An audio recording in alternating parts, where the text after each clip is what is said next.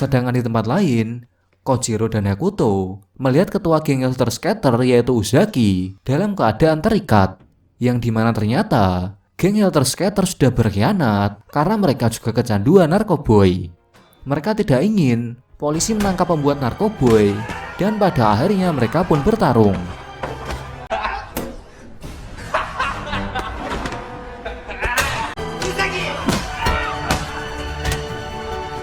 Karena kalah jumlah, Kojiro, Hakuto, dan Uzaki pun babak belur. Sementara itu, Rika yang berhalusinasi malah menusuk Shibata. Ditambah lagi, bos perusahaan model juga datang menyetrum Shibata.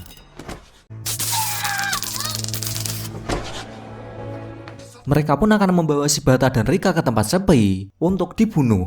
Mizuki yang melihat itu ingin mencoba menolong, namun dia malah dihentikan oleh Ochiya. Dan lagi-lagi, Ochiya terlibat dalam kasus narkoboy ini.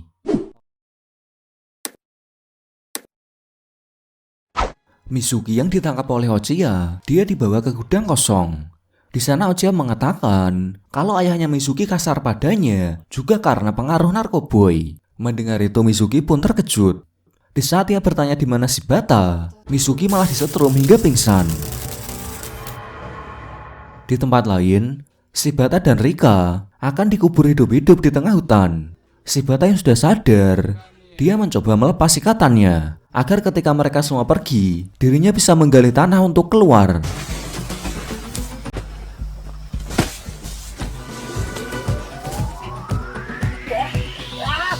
Shibata pun berhasil keluar dari kuburan itu dan langsung menyadarkan Rika.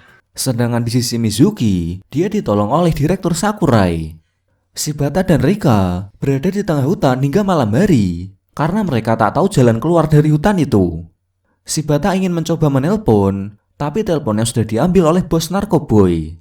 Shibata pun jatuh pingsan karena luka tusukan dari Rika sebelumnya.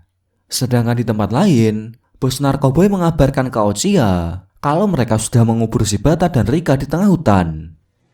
Di sisi lain, Kojiro dan Hakuto menyelidiki ruangan bos penerbit model alias bos narkoboy untuk mengetahui keberadaan Shibata. Di sana juga ada Mizuki yang membantu untuk mengambil berkas-berkas yang ada di sana.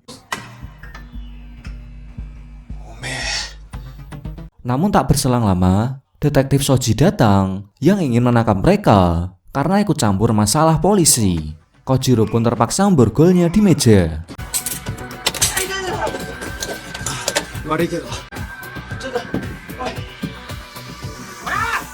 Setelah mendapatkan berkas, mereka pun membagi tugas. Mizuki akan mencari bukti kalau mereka penjual narkoboy lewat berkas ini. Sedangkan Kojiro dan Hakuto akan menemui anggota geng Helter Skelter yang berkhianat. Namun anggota itu mengatakan kalau mereka juga dijebak. Anggota itu akan mengantarkan Kojiro ke tempat di mana bos narkoboy itu berada. Sementara itu, Shibata dan Rika hingga pagi masih terjebak di hutan. Mereka pun sangat kelaparan dan kehausan. Ditambah lagi, Rika yang kecanduan narkoboy mulai berhalusinasi. Melihat itu Shibata pun mencoba menenangkannya. Sedangkan di tempat lain, Kojiro, Hakuto, dan Uzaki sudah sampai di tempat yang ditunjukkan oleh anggota Helter Skelter yang tadi. Namun tak lama kemudian Mizuki menelpon. Dari dokumen yang dia baca, tempat pembuatan narkoboy itu bukan di gedung itu, melainkan di gedung Mochi. Menyadari hal itu, Kojiro dan yang lain pun sadar kalau mereka sedang dijebak. Dan ternyata anggota Helter Skelter yang berkhianat belum bertobat. Mereka pun kembali bertarung. Anggota Helter Skelter yang berkhianat tadi ternyata sudah bekerja sama dengan bos narkoboy. Di saat mereka sudah merasa menang, Kojiro pun datang karena sudah berhasil mengalahkan musuhnya. Dan kali ini Kojiro mengajar bos narkoboy dan antek-anteknya. Namun di sini bos narkoboy berhasil kabur. Lalu Kojiro menanyakan di mana keberadaan Shibata pada pengkhianat tersebut. Kojiro pun mengetahui kalau Shibata dan Rika dikubur di hutan. Kojiro pun kembali ke markas untuk memberitahu kabar itu ke teman-temannya. Di sini Kojiro dan Mizuki akan pergi ke hutan yang paling dekat dengan daerah mereka. Sementara itu Direktur Sakurai juga menyuruh Shoji untuk membantu Kojiro menemukan Shibata. Di tempat lain, Shibata mencoba membuat api agar orang-orang tahu keberadaan mereka lewat asap.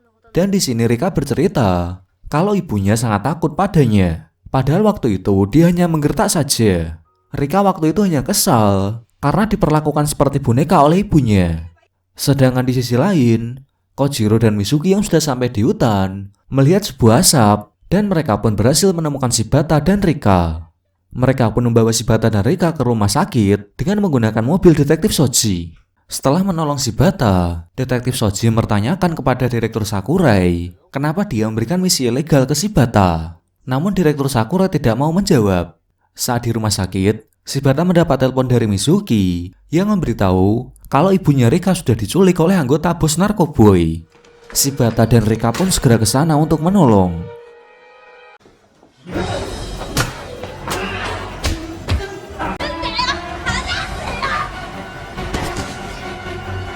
Tapi sayangnya mereka kalah dan berakhir diikat. Dalam keadaan yang menegangkan ini, mereka merasa kalau sebentar lagi akan mati dibunuh oleh anggota bos narkoboy. Shibata pun memberikan khotbah no jutsu pada mereka agar berbaikan. Karena nasihat Shibata, ibunya pun meminta maaf. Begitu juga dengan Rika. Mereka pun akhirnya kembali berbaikan sebelum ajal menjemput mereka. Tak berselang lama, para penjahat datang yang ternyata mereka adalah Kojiro dan teman-teman Mizuki yang sedang menyamar. Semua ini adalah ide dari Mizuki yang bertujuan agar Rika dan ibunya kembali berbaikan. Arigato. Sementara itu di tempat lain, Direktur Sakurai sampai di markas bos narkoboy dan akan menangkapnya. Namun saat itu mereka hanya melihat bos narkoboy dan bawahannya yang hampir mati karena overdosis. Esok harinya, Shoji melaporkan ke kantor pusat bahwa Direktur Sakurai memerintahkan anak buahnya untuk melakukan misi ilegal. Namun ketua polisi yang bernama Minami tidak percaya dengan laporan dari Shoji tersebut. Di tempat lain, kali ini Shibata akan meminta tugas kepada Direktur Sakurai untuk diizinkan menyamar menjadi tahanan di penjara remaja. Hal itu dia lakukan karena Ochiya akan merencanakan kejahatan dengan salah satu kenalannya di penjara tersebut. Dan di sini terungkap fakta bahwa dulu setelah membunuh adiknya Direktur Sakurai, dia ditahan di penjara tersebut.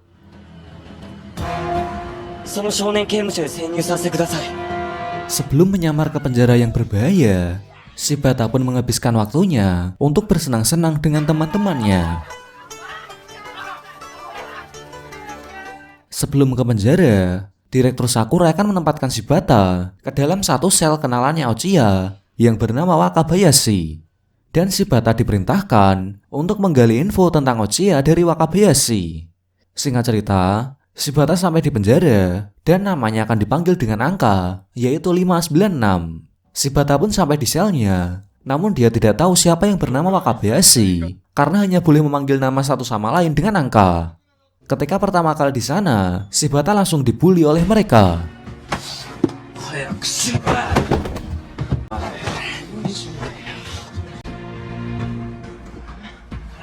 Beruntung kepala sipir datang mengecek dan bertanya siapa yang membulinya. Namun mereka semua tidak mengaku dan Shibata malah mengatakan kalau dia melakukannya sendiri. Karena Shibata tidak mau memberitahu, malah dia yang dipukuli oleh kepala sipir penjara. Sementara itu di tempat lain, Kojiro yang tahu bahwa Shibata disuruh menyusup di penjara remaja, dia sangat marah kepada Direktur Sakurai. Ya hal itu karena tempat itu sangat berbahaya. Malamnya saat makan, Shibata disuruh makan sendirian di WC. Saat itu Shibata mendengar percakapan mereka dan pada akhirnya dia tahu siapa yang bernama Wakabayashi. Ketika Shibata tidur, dia lagi-lagi mendapat bulian. Esok harinya para tahanan disuruh berkumpul ke lapangan. Di sana kepala sipir terlihat sangat kejam pada tahanan. Di penjara itu, Shibata juga bertemu dengan Kato. Shibata memberitahu Kato kalau dia mendapatkan misi untuk menyamar di penjara ini. Di sini Kato menyuruh Shibata untuk berhati-hati dengan kepala sipir karena dia sangatlah kejam kepada para tahanan. Di tempat lain, Kojiro dan Hakuto mengajar bawahan Ochiya dan mereka pun berhasil mendapatkan info dari mereka tentang di mana persembunyian Ochiya. Kojiro pun menelpon detektif Sakurai untuk memberitahu lokasi persembunyian Ochiya agar dia bisa menangkapnya. Sedangkan di sisi lain, Direktur Sakurai berhasil mengetahui tempat persembunyiannya dan dia akan membawanya ke kantor polisi. Namun saat diinterogasi, di sana Ochiya tidak mengakui perbuatannya bahwa dia menjalankan bisnis narkoboy dan prostitusi ilegal. Akan tetapi Direktur Sakurai mengetahui kalau Ochiya menjalankan bisnisnya dengan bantuan dari petinggi polisi dan petinggi polisi tersebut akan menjadi saksi. Mendengar itu Ochiya pun langsung panik. Tapi tak berselang lama, anak buah Direktur Sakurai datang memberi kabar kalau petinggi polisi yang bekerja sama dengan Ochiya ditemukan bundir. Karena hal itu, bukti bahwa Ochiya bersalah jadi hilang. Dan Ochiya dengan sombongnya, dia berkata kalau polisi tidak akan bisa menangkapnya. Sedangkan di penjara, Shibata yang terus mendapatkan bully, dia pun membalas mereka.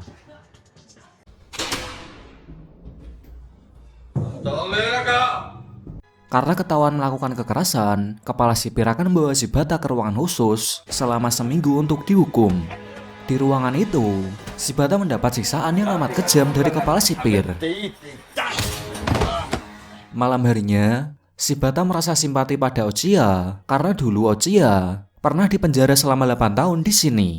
Sedangkan di sisi lain, Direktur Sakurai memberi kabar ke Kojiro dan yang lain kalau dia gagal memenjarakan Ochiya. Mereka pun sempat menyerah. Namun Hakuto tidak. Dengan kemampuan hackernya, dia akan melacak lagi keberadaan Ochiya. Dan sedangkan di sisi Shibata yang terus mendapat siksaan, dia pun memberikan khotbah no jutsu ke kepala sipir kalau kekerasan tidak akan merubah para tahanan menjadi lebih baik. Dan di sini kepala sipir mengungkapkan kenapa dia sangat keras. Hal itu karena anaknya mati bundir karena sering dibully.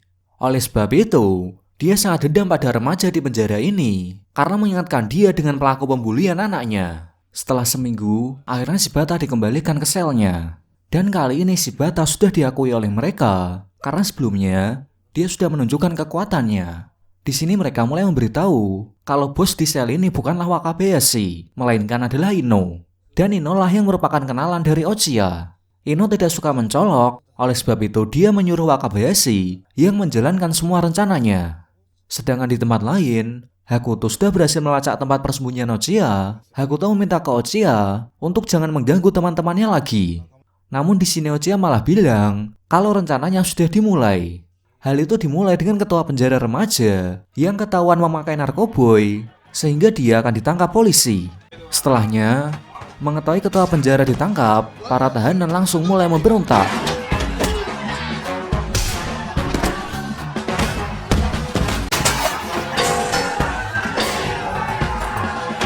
Sedangkan di sisi Kojiro dan Mizuki, mereka menemukan Hakuto yang sudah dalam keadaan bersimbah darah. Entah siapa pelakunya, apakah itu Ochiya? Entahlah. Ternyata tertangkapnya ketua penjara dan kerusuhan di penjara adalah rencana dari Ino dan Ochiya. Hal itu mereka lakukan agar punya kesempatan untuk kabur dari penjara ini.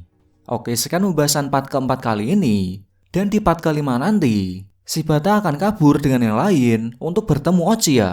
Terima kasih sudah menonton, dan sampai bertemu lagi di part kelima.